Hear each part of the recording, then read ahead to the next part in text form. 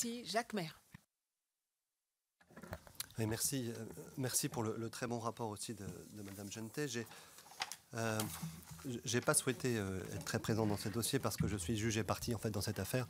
J'ai vécu depuis 30 ans, vous comme parlementaire et moi à l'intérieur, la paupérisation mais vraiment absolue du réseau diplomatique et de ses membres. Il y a 30 ans, quand je suis rentré au ministère, pour vous dire la vérité, quand on allait à l'extérieur, on pouvait se comparer avec les collègues du privé en disant bon, on n'a pas la même revenu, mais on est à peu près sur le même standing de vie quand on reçoit les collègues, quand on va à droite à gauche. Aujourd'hui, vous ne trouvez plus personne pour aller à Boston ou à Los Angeles ou dans les villes un peu chères, parce que globalement, les agents n'y arrivent plus. Donc les meilleurs ont des problèmes de fin de mois. Je ne parle pas forcément d'ambassadeur ou de consul général, je parle vraiment des agents de base qui font le réseau, quoi. Aujourd'hui, quand vous voulez faire une mission avec le SEAE, et de ce point de vue, je rejoins sur ce point-là Jean-Luc Mélenchon, vous avez effectivement 10 personnes du SAE qui vont pour une mission à Abuja depuis Nairobi, qui sont en classe affaires, et vous avez le pauvre ambassadeur qui vient tout seul avec son ordinateur en classe éco, et qui passe la nuit dans l'hôtel du coin pour pouvoir faire la réunion.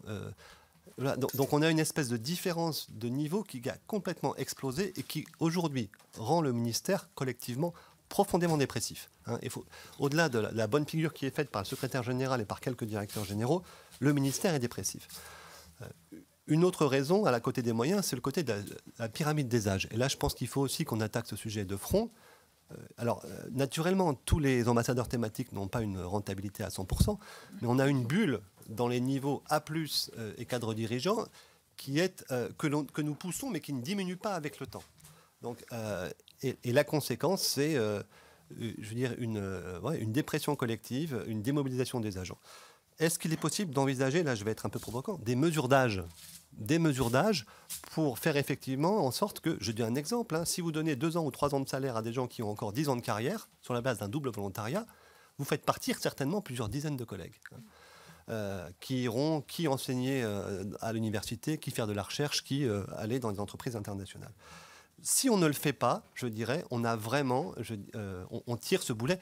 Et on le tire depuis 15 ans, et on va le tirer encore pendant 15 ans, parce qu'on ne fait pas de gestion prévisionnelle des emplois et des compétences. Sur le plan des locaux, là aussi, vous avez tous raison. On vend nos bijoux de famille. Quand on a finalement plus de crédit d'intervention, quand on a un réseau culturel qui s'affaiblit, qu'est-ce qui reste bien souvent pour exister socialement? Il reste la résidence.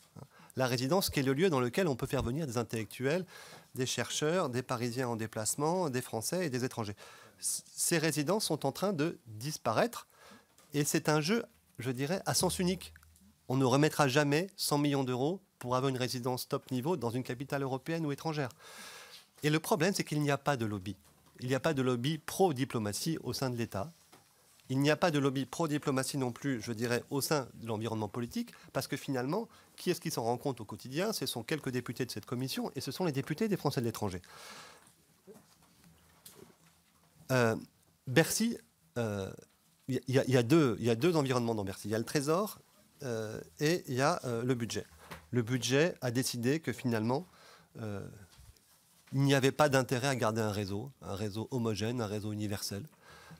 Et tant qu'on n'aura pas, je dirais, franchi 2 degrés dans le rapport de force, de toute façon, Bercy va continuer. Alors comment ça se passe très concrètement, cette espèce de dévitalisation? C'est bien simple. Je prends un exemple, les primes en centrale. Les primes en centrale sont extrêmement faibles au Quai d'Orsay pour justement garder un tout petit peu de budget pour les indemnités de résidence à l'étranger, parce qu'il faut trouver quand même des gens pour les se taper, je dirais, la Namibie avec les Amibes ou bien je dirais l'Ouzbékistan avec les difficultés qu'on connaît. C'est-à-dire 90% des pays sont des pays dans lesquels on vit mal, où il y a du danger pour les enfants, où la sécurité alimentaire n'est pas assurée, etc. Où l'espérance de vie des collègues est très mauvaise. Moi, j'ai un collègue qui, effectivement, j'en ai un exemple tout précis, qui était ambassadeur à Katmandou. Il a perdu son rein parce qu'il n'a pas été soigné à temps, parce qu'il ne pouvait pas physiquement. Donc le Quai a fait le choix de réserver les budgets de rémunération indemnitaire sur l'étranger. Bon. La conséquence, c'est que personne ne vient à Paris. On ne peut pas détacher un agent du ministère de l'Intérieur, de la Défense ou du ministère des Finances au Quai. On ne peut pas, parce que simplement, ils ne sont pas payés. Ils seront 30%, 40% en dessous. Donc, dévitalisation de la centrale, dévitalisation du rapport de force, et au total, finalement, une situation de mouroir. Alors comment le Quai d'Orsay réagit à ça? Et là, c'est quelque chose sur lequel il faut qu'on soit aussi attentif.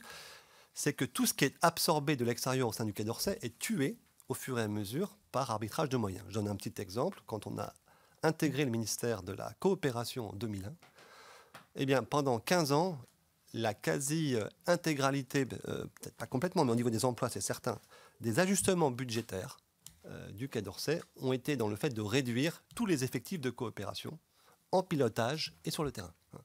Parce qu'on préserve le réseau et on tue les autres. Donc, confier au Quai d'Orsay des missions nouvelles, comme on est en train de le faire sur le commerce extérieur, ça inquiète tout le monde. Parce qu'effectivement, si ce n'est pas core business pour eux, on arbitre parce qu'on n'a plus les moyens. Aujourd'hui, vous n'avez plus d'équipe, on aura peut-être sur le budget de l'APD, vous n'avez plus d'équipe de pilotage de l'AFD. La conséquence, c'est quoi? C'est qu'on a une banque de développement qui est super, qui est très intéressante, mais qui est non pas roue libre, mais qui est très émancipée des enjeux politiques quotidiens et des enjeux de moyen terme sur lesquels on gère effectivement, pour autant que on gère l'agenda bilatéral. Et ça, c'est quand même quelque chose qui a disparu depuis 3-4 ans. Il y a 3 ans, il y avait encore un pilotage. Il n'y a plus. Donc, ma conclusion, elle est simple, c'est que, et je ne souhaite pas, sur cette question, jouer un rôle particulier, parce que ce n'est pas possible pour un diplomate, mais c'est qu'il faut un niveau de mobilisation extrêmement important, y compris public, y compris médiatique, et qu'on ne s'en sortira pas sinon, parce que, je dirais, regardez la courbe. Aujourd'hui, nous avons des PPD, 25 pays à présence diplomatique. Demain, si on ne fait rien, on en aura 50. C'est vraiment l'objet du... On a sauvé les 6 mois qui viennent. Sauvera-t-on l'année prochaine, j'en sais rien. Et dans 10 ans, vous aurez des ambassadeurs avec une carte de crédit. Voilà. Et qui seront dans un régus. Mais je n'exagère pas. Dans un régus. Et qui seront, je dirais, dans un appartement dans le coin. Et on aura un réseau international, diplomatique, effectivement, sur le papier. Dernier petit point. Madame Azoulay a été élue grâce à des voix de pays totalement improbables. Des petits pays qui, effectivement, n'entendent parler de la France qu'à travers le collègue qui est sur place et qui tient. On a eu une bataille surprise, elle a duré 8 semaines, elle a été gagnée parce qu'on a encore des gens très motivés, une machine de guerre. Donc ça sert à quelque chose. Merci.